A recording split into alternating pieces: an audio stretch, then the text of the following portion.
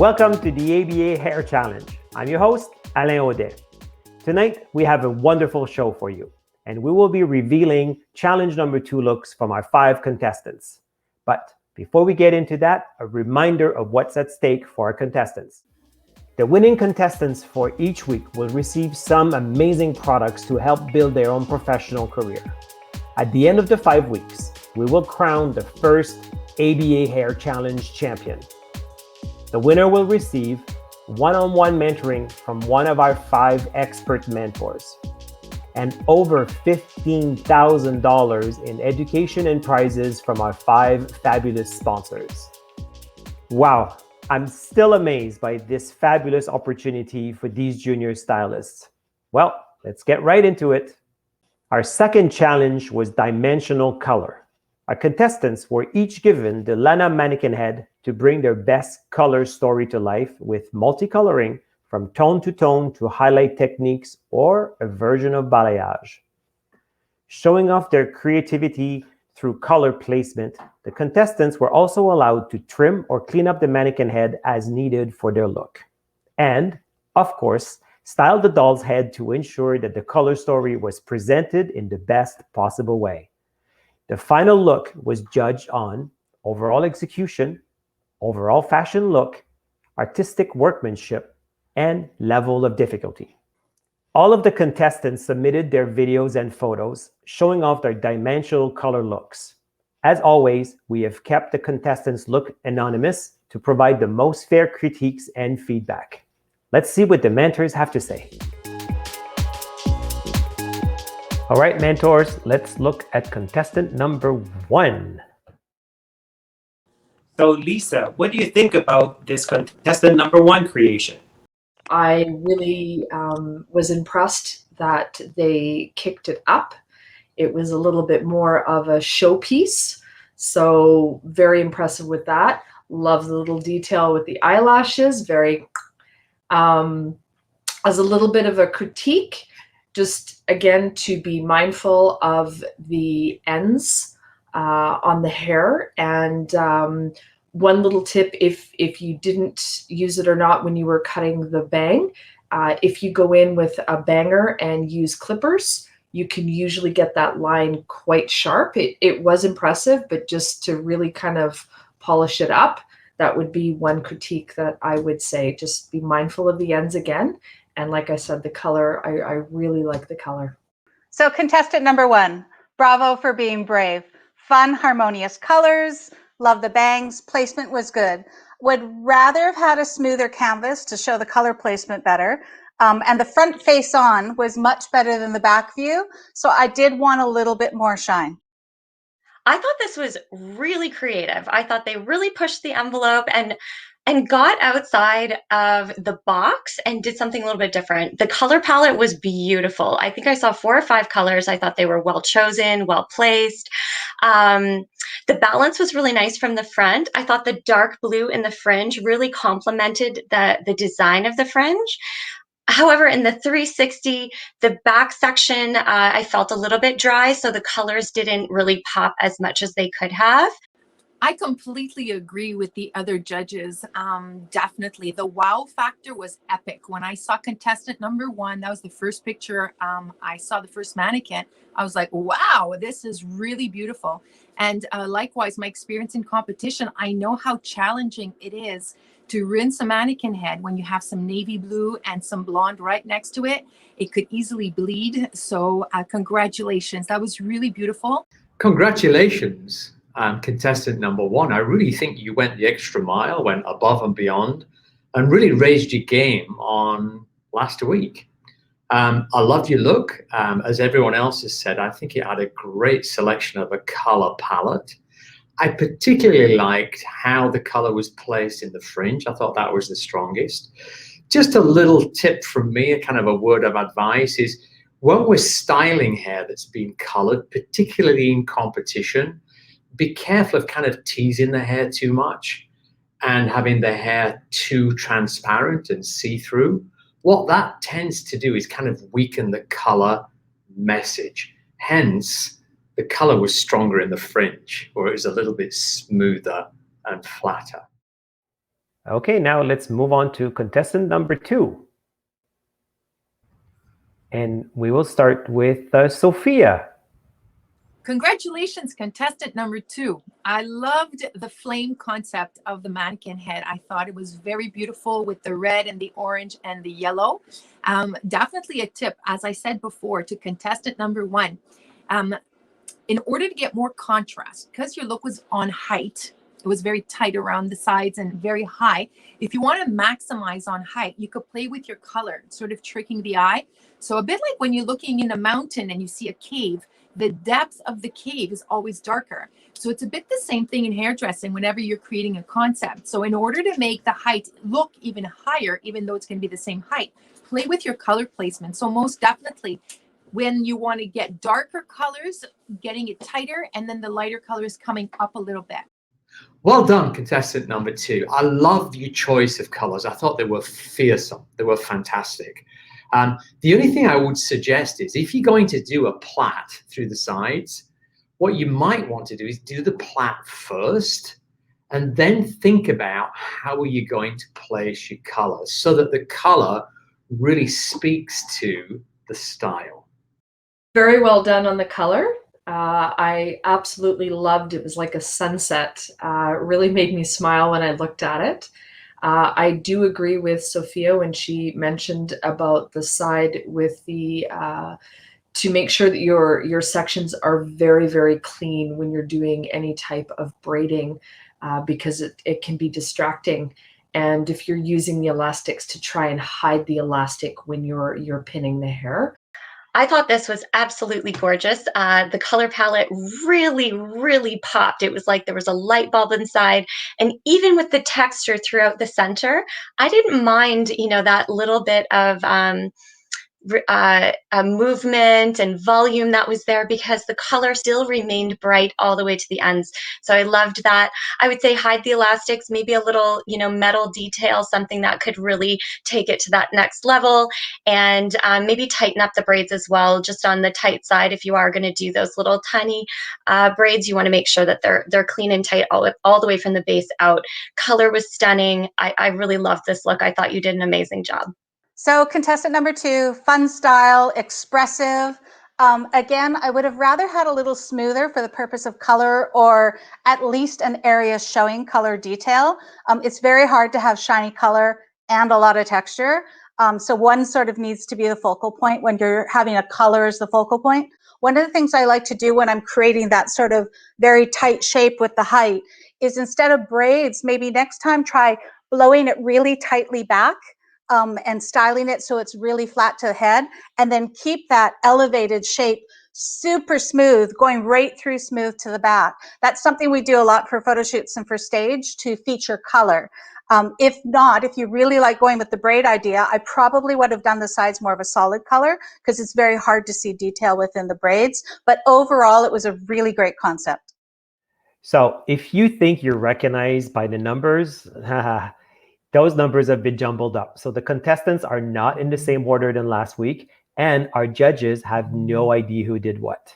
So now, why don't we look at contestant number 3? So Michel Pargy, this looks like it's inspired by one of the look you created before. What do you have to say? Yeah, I think, Alain, you're probably right. I think I've done almost every look at this point. But I loved this shape. It was really well done. I love the color placement for the cut was really good. The color combo of cool and bright tones, that was very visually appealing. One thing I would like to see differently is the bright root smudge. I would like to see it a little bit more even. I get that the contrast, and I love the idea of a hot, bright root. I think that's super cool. But however, it wasn't consistent in how it dropped down for me. So it came across a little bit patchy. So the only thing I would like to say is I'd like to see that more evenly dispersed and a little smoother of the transition line between the two. But it was a very precise cut design. So that root would have been more effective if you had seen that. I think that what you did was really amazing. And I think you should be very proud of yourself. I most definitely agree with Michelle. When I saw this contestant number 3, final look for the color, I was like, wow, this person worked very, very hard. I could tell there was a lot of thought that went into it. And I know how challenging it is to go back and to fix the little pieces that are not quite the way you wanted them to be. And the symmetry with the color in the front was very beautiful. So you could see it when it's in the front. It's perfectly symmetrical. I loved it. This color stopped me in my tracks. I was very, very impressed by this. You definitely kicked it up. The color choices, very Pantone of the year. I love the blend. I love the shape. I love the accentuation on the side, the way the hair came down. I thought it was very well done. Very, very impressed. I would agree too with the other judges about just really work the smoothness. It's coming. You can see it coming. So just practice that. The shape was really stunning. I love that little jellyfish shape. The colors, I think the choice of colors was really beautiful. They mentioned Pantone, so that yellow and that gray together, and that hot root. Like, everything is very forward thinking in this one, which I really like. The shape and the cut made sense for everything that was happening with the color. I did feel in the 360 when we got to the back that it was a little bit dry. And the tip that I would have for you is, remember that you can blow out that cut as smooth as silk for starters. And then even just use your hands to put those little bends in there and touch a hairspray at the end. Well done, number 3. You did fantastic. I could really tell you put a lot of thought into this ahead of time. And the thing that really jumped off the screen to me was the synergy of the color choice, the color placement, and the shape and haircut. I think an area to improve upon is pretty much what everyone else has said, and that is to kind of smooth those ends a little bit so you can really see the color. If you want a messy texture, that's not a problem, but do that at the end. Make it straighter first. So we've seen 3, 2 more to go. Let's look at contestant number 4. So Stephen, what do you think of this creation? Alain, I thought it was great. Well done, number 4. I love the choice of the gray and the green coming together. That's difficult to do, but I thought you brought it together really well. I think, again, to show off color, you really need shine. And I just think you could have polished it a little bit more so that color really popped. The other thing as a haircut that jumped to mind was, if you're going to put a line through something, really polish that line, because my eye started to move away from the color and it moved towards your lines that could have used a little bit more polish. You could really tell that the cut was done with the color in mind as that finished result. The way the fringe came down, that second section of gray that swooped through. So that was so intentional looking, and I really appreciated that. I do agree, though, with the lines that it can be distracting. One thing I learned is lift your mannequin up high. Bring that way up and look at the whole underneath perimeter line and see if you can clean that a little bit better. The other thing is, I think this could have been polished maybe one more time, just to make that gray really silver, make that green exactly how you need it to be. There were some areas that I wondered if it was just the lighting, or that it couldn't have had one more run through with the color. First, to almost quote Renee Zellweger in Jerry Maguire, "You had me at shine." Stunning, sophisticated color choices. Loved that they weren't pure tones, but they were interesting tertiary colors. Placement was perfect for the cut. The color melt in that detail area was awesome. And that one side, I love the way the colors all melted together. It was beautiful. The lines were gorgeous. Iridescent, expensive. I could actually see this in a Contessa collection. So really, really well done. Contestant number 4, great job. That was beautifully done. Like the other judges said, I loved the color placement. It really made your haircut pop out. And also the lines, yes, those could have been worked a little bit more. But I know how difficult definitely it is also to mix the greens and the silvers together. But I loved it. I love the shine. And next time, just, in terms of, like Michelle was saying before, just lift your mannequin head, look at the final touches, but a beautiful piece. Congratulations. Congratulations, contestant number 4. I was very impressed with the blend that you had on the cut and the color. It was a job well done. I will agree with the other judges, just more if you're doing lines to really be mindful of how sharp they are. You want to make sure that they're really crisp. And when you're polishing out your ends, really use your blow dryer to, and this goes to all the contestants, to blow dry it out very smooth, heat it up, use your cool button to close down those ends and just give that shine. Our mentors are giving us tons of great tips, but at some point I would like to see the bloopers as well, because those were going to be very funny. So now let's move on to contestant number 5, please. So Michelle, what do you think? Michelle Finlayson. Beautiful work. The shine on this one was gorgeous. I loved the way that the color melted from that deep, dark purple root into that raspberry tone into almost a white pink blonde. I thought that was so beautifully transitioned. The styling and the finishing was really clean, so that shine just made the color come out. I would say it's a little bit more on the safe side in terms of the styling and finishing, or that melt. I feel like this person has probably done this type of work before, but maybe not with this palette or pushing it just that little extra little bit further. But I can only imagine what this would look like, smooth and clean and done in a smoother style. I think it would be equally as beautiful. Well done, contestant number 5. I really like what you did. I think I like the top better than I like the underneath.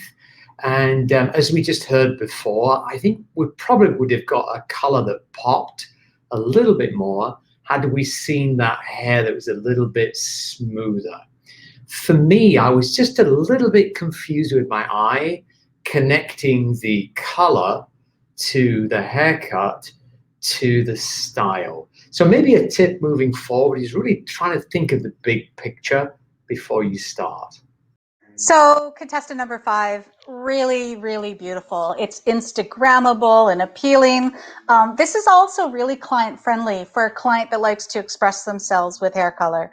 It looked like great going out dancing hair. So my only critique that it's hard to see the detail of color and the perfection of placement when it's curled. So I'd like to say, make sure you're not afraid of stepping back from curls and exploring more defined, smooth shapes when you're trying to express yourself with hair color. But really, really well done. Good job. Contestant number 5, beautifully done. The shine was impeccable. I was very impressed with that. It was a little bit confusing. I do agree with Stephen, where it was a little bit confusing on the color with the cut and the style. I didn't know exactly where to look at first. So just when you are doing the color competition, to maybe a smoother palette is going to showcase that color a lot more. But definitely job well done. In terms of the shine was gorgeous. Congratulations, beautiful. I could tell you really have a good arm to work the hair from root to end. So beautiful job for that. Most definitely, the connection was a little bit surprising. However, both colors were gorgeous. So even the yellow, I mean, sometimes we think it's easy to do a yellow, but your choice of that beautiful butter colored shade that you decided to do actually reminded me a bit of a sorbet. It was yummy at every level. So congratulations for that. Well, thank you very much, 5 mentors. That was very generous of all of you. Wow, our contestants really stepped it up with this challenge, and I'm really glad I don't have to pick the winner. Once again, virtually, our contestants got together to share their looks with each other and to chat about how the color challenge went for them. Week 2, I had a lot of fun with week 2. I created something, I got a little bit out of my comfort zone using bright and bold colors. My inspiration came from Andy Warhol. He's a famous painter. A lot of pop art he does. So I wanted to do something where it's something pop art, something bold. And the use of what Lisa was saying, really saturating your mannequin head. I had a hard time going over it. I did have to do it a few times just to get that bright, bold color. So for week 2, I had told everybody that I was going to take what I do over here and put it on my mannequin, and that's what I did. Um, Watched out the colors that I had and matched out what would look good with each other. And I kind of went abstract. So my style of art is abstract. So I went in and you could see my vertical strokes and how the colors mesh together. And the challenge for me was to take in what the judges had said, but also kind of figure out what I want to do, because one judge said use 3 colors, one said use no more than 3. And so just to focus in my zone and make sure that whatever I was going to do, all the judges were going to like. All right, so challenge 2 really got my creative juices flowing, that's for sure. I wanted to create something that if you were passing by it on the street, you'd almost do like a double take and be like, oh my God. I really pulled inspiration from being from Saskatchewan, the land of the living skies. So I really chose colors that kind of reminded me of home and the place that has built me pretty much. And I really wanted to do colors that harmonized together and had a well-thought balance, but something that was bold, bright, and vibrant. Hi, I was really inspired by where we are and where I want to be. I did a gray veil to represent now and the tropical colors to represent a beach and vacation and a jellyfish shape to really show off my inspirations and the bright colors emerging out of the gray. So for week 2, I took what Michelle said and took inspiration from nature. So my look was really inspired by crystals and geodes. So I had kind of that slate gray color in there, and then lots of pops of bright coming through, kind of in like staggered pieces. Just kind of inspiration from geodes and rocks and nature and stuff like that. I had to recolor my mannequin a few times just because I always find I have a challenge with doing too much. So I feel like I put way too many colors on it the first time, and I just had to bring it down to really make my bright colors stand out. So yeah, I did have to go back and rework it a few times, but it was really nice to kind of get the color that I wanted at the end. I found the mentors' feedback so far to be very constructive, but also made me really think about why I'm here, what I need to be doing, and to take a step back and not overthink it and really produce the most creative work that I can possibly produce. I found the judges' feedback very helpful. I actually took in what some of the judges said from the first challenge and went back and actually brushed out my mannequin and said, wow, okay, this looks great. So I think, this is my first competition. So at the first you're like, oh my God, this is, I'm not doing well and whatever. But then after you go back and you see like, you know what, they're just trying to help you out, figure out what they're saying, take it, and then apply it to what you're doing. But I will say one thing, Mr. Moody, I may have not been your cup of tea the first time, but from where I'm from, we drink some chai. So hopefully you like it this time. I'm the type of person to write down everything. So I have a little journal, which I've wrote all the mentors' tips and all their little pointers down on. And I've actually found that I've started to incorporate it with what I do behind the chairs. So I thought it is really helpful, really knowledgeable, and I'm so excited to see what they have to say for the next challenges. So the judges' critiques have really made me kind of rethink what I wanted to do each challenge. I think when I found out I was going to be a part of the challenge and I knew like what each week was going to be, I kind of started and had like a plan for each week already set. And kind of after the first week, I went back and restarted what I was thinking because I feel like I needed to push myself a little bit more. So I'm really learning how to push myself to the absolute limits of my creativity, really find something original and new and great to present each week. I love how the mentors are honest. They're not afraid to tell me what I'm doing right, what I'm doing wrong. It's really going to help me come out of my comfort zone and get really into the challenge. And that's going to help me become a better hairstylist. Okay, this is my favorite part of the show. The scores have been tabulated for challenge number 2, and the winner for the dimensional color challenge is contestant number 3, Alexandra Markovinovich. Thank you so much. Oh my gosh, I'm so excited. Congratulations. You have won the GHD Platinum Plus Ink on Pink Professional Styler and 4 GHD Ceramic Round Brushes, a total value of over $500. Wow, big congratulations to you, Alexandria. Okay, now time to introduce the third challenge. Our next challenge is Creative Cut. Our contestants have been given the Kate mannequin to create an inspiring shape through the use of professional cutting and finishing tools. A classic shape or a modern trend haircut, their choice.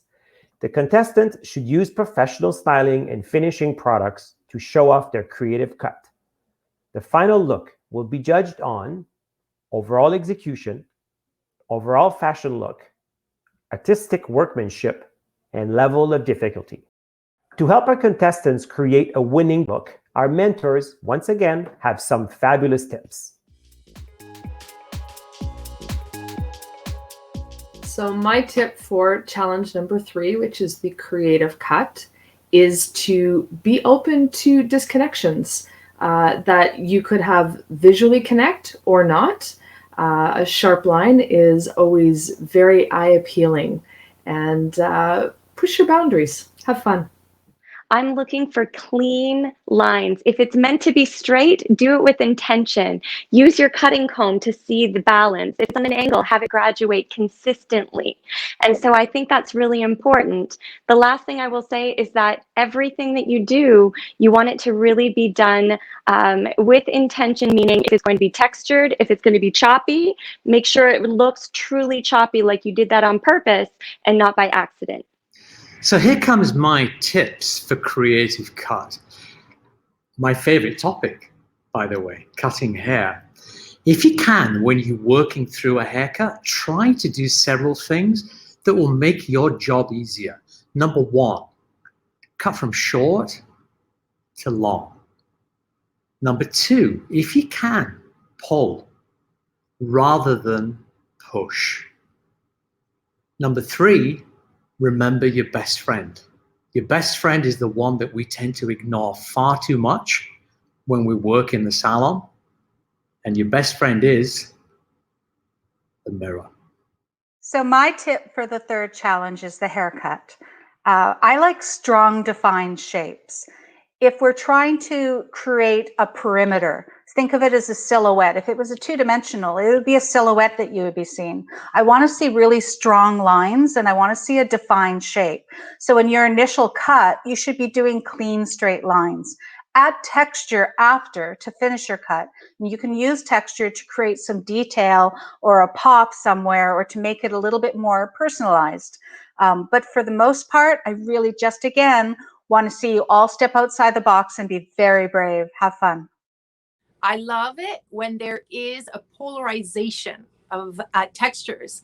So I love it when there is part of the hair that is very defined, a very straight geometric shape to the haircut, therefore creating zero elevation to make sure you have nice heaviness at the end of the hair.